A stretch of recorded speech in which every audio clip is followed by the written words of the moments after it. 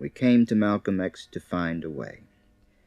That's the school song, the song that all students at Malcolm X learn shortly after coming. I think this symbolizes, better than anything else that I could say, the spirit of the school, the quiet determination that is a part of the institution's life, the same quiet determination to be free someday by whatever means necessary, as Malcolm would say, as long as it is intelligently directed and designed to get the necessary results. We came to Malcolm X to find a way in which we could make this world a better place to live, in which we could make ourselves the kind of people that our ancestors were, living in the greatness of the African genius that is a part, an inalienable part of our heritage. We came to Malcolm X to find a way in which we could rid this world of starvation, of the ugly sight of children going to bed hungry at night, a way in which we could rid our communities of the debilitating influence of narcotics, the kinds of drugs that not only stupefy, but that kill. We came to Malcolm X to find a way in which we could help this world to get its priorities straight, where we would not be thinking in terms of going to the moon when our limited dollars ought to be used to feed the hungry here on this earth. We came to Malcolm X to find a way in which we could restore all of the human beings oppressed in this land to the dignity that is the heritage of all people. And we know that we can achieve these things. We can achieve these things through the kinds of determination that marked the lives of Malcolm X, Martin Luther King, W.E.B. Du Bois, and all of those other glorious people who are a part of the history and the heritage of black folk in the United States.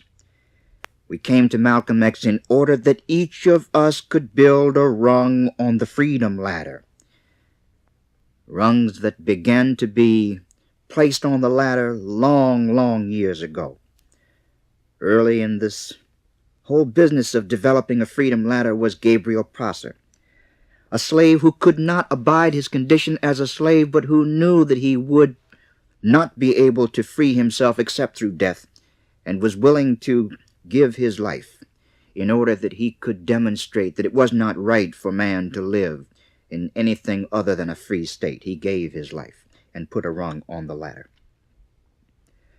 And then there was Denmark Vesey, a man who had the intestinal fortitude to work, to do what was ever necessary to free himself. But after freeing himself, this was in the 1830s in the state of South Carolina, he looked around him and he saw his brethren continuing in slave status, and he decided that he could not abide this condition. He realized, as most of us have, and all of us must eventually, that no one of us can be free until all of us are free.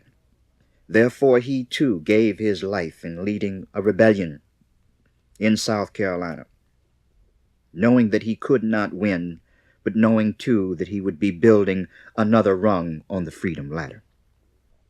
And then there was Nat Turner, a different kind of man, a man of great religious instincts, a man who was a leader and born to be free, but who was enslaved under the kind of maniacal mentality that prevailed in this country in his time and for many years thereafter. He decided that he too would do whatever was necessary, including giving up his own life. And he did this. And he built another rung on the ladder. And there were many other people. We could talk about the Harriet Tubmans. We could talk about so many other glorious names. But coming into the 20th century, we saw a new kind of determination born, a new kind of determination as represented by W.E.B. Du Bois, who was the antithesis in almost every respect of Marcus Garvey. But they had one thing in common, the determination that they too would build another rung on the ladder. And they dedicated their lives to this in different ways, representing the different backgrounds that they had. But both believed, as all of us must, and all of us must someday know, that black is truly beautiful, that black is born to be free and black is born to lead. And they built their rungs on the ladder in that belief. And as we look through the pageantry of heroes in the wars that this country has fought and the suffering that black people in this country have endured, we come to the monumental spirit of Martin Luther King, who died at a very young age, but having built another firm and resoundingly important rung on the freedom ladder, creating a new kind of contemporary inspiration for youth to follow. And of course, the indomitable Malcolm X, El-Hajj El-Shabazz, who was the ultimate, because he was a product of all of the suffering endured by black people in this country throughout the course of their history. He suffered time in jail.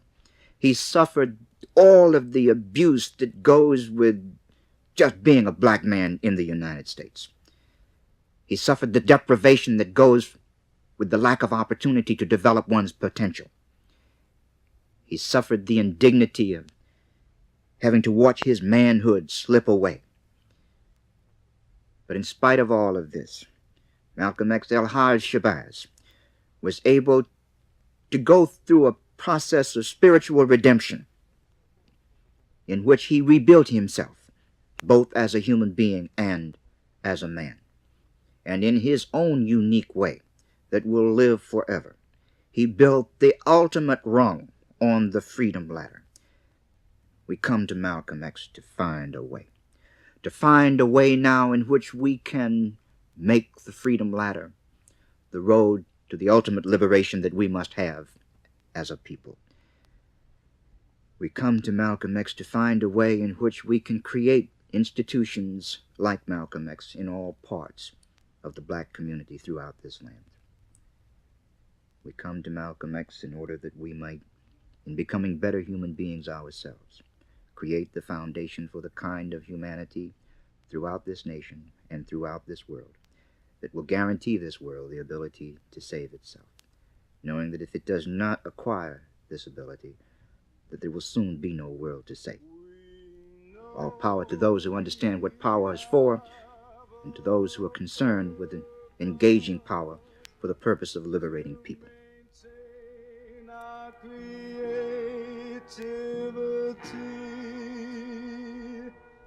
We must keep